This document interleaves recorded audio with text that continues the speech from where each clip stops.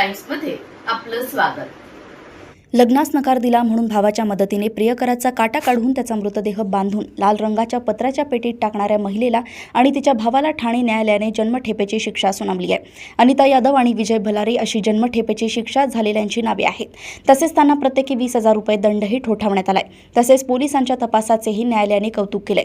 राज्यात कोरोनाचा प्रादुर्भाव असतानाच 13 मे 2021 मध्ये कोरोनाच्या शांततेत एक भयानक प्रकरण उघडकीस आले होते। दिवा-शेळी रस्त्याजवळील खाडी पुलाजवळ लाल रंगाच्या पत्राच्या पेटीमध्ये कुचलेल्या अवस्थेत एका व्यक्तीचा मृतदेह आढळून आला होता। या घटनेची माहिती शिळडायसर पोलिसांना मिळाल्यानंतर शिळडायसर पोलीस ठाण्यातील अधिकारी आणि कर्मचारी घटनास्थळी दाखल झाले। मृतदेहाची ओळख पटवण्यापासून ते हत्या कोणी हे असं सर्वच गुलदस्त्यात होते। घटनेचे गांभीर्य ओळखून तत्कालीन वरिष्ठ पोलीस निरीक्षक चंद्रकांत जाधव, तत्कालीन पोलीस निरीक्षक रामचंद्र मोहिते यांच्या मार्गदर्शनाखाली तत्कालीन सहाय्यक पोलीस निरीक्षक BR कापडनीस यांच्यासह पोलीस अधिकारी कर्मचाऱ्यांचे एक पथक तयार करण्यात आले।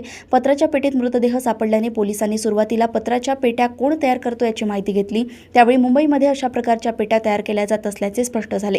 पोलीस पथकाने तत्काळ त्या ठिकाणी जाऊन पेट्या बनवणाऱ्यांची चौकशी केली।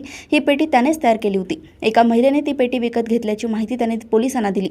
पथकाने महिलेचा मोबाईल क्रमांक मिळवून तिचा माग घेतला। तसेच खबरी आणि तांत्रिक विश्लेषणाच्या आधारे तपास सुरू केला। त्यानंतर पोलिसांनी अनिता यादव हिला ताब्यात घेतले। तिची चौकशी केली असता तिने भावाच्या मदतीने 6 मे या दिवशी दुपारी 4:30 वाजता प्रियकर मनीष यादव याचा काटा काढल्याची कबुली दिली। पोलिसांना मृतदेहाची ओळख मनीष यादव म्हणून पटली होती। तसेच या प्रकरणात पथकाने तिचा भाऊ विजय भलारे यालाही अटक केली।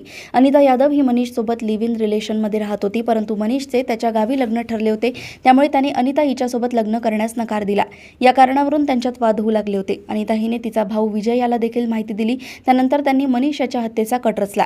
त्यांनी ओढणीने त्याचा गळा आवळला। त्यानंतर त्याच्या डोक्यात हातोड्याने प्रहार करून त्याची हत्या केली। मृतदेहाचे हातपाय दोरीने बांधून त्याचा मृतदेह गोणीत भरला। त्यानंतर तो त्या पत्राच्या पेटीत टाकला। दोघांनी मृतदेह दुचाकीने नेऊन खाडीमध्ये फेकून दिला। दरम्यान या प्रकरणाची सुनावणी ठाणे न्यायालयात सुरू होती। न्यायाधीश GG भन्साळी यांनी या प्रकरणात दोन्ही आरोपींना जन्मठेप आणि 20,000 रुपये दंडाची शिक्षा सुनावली।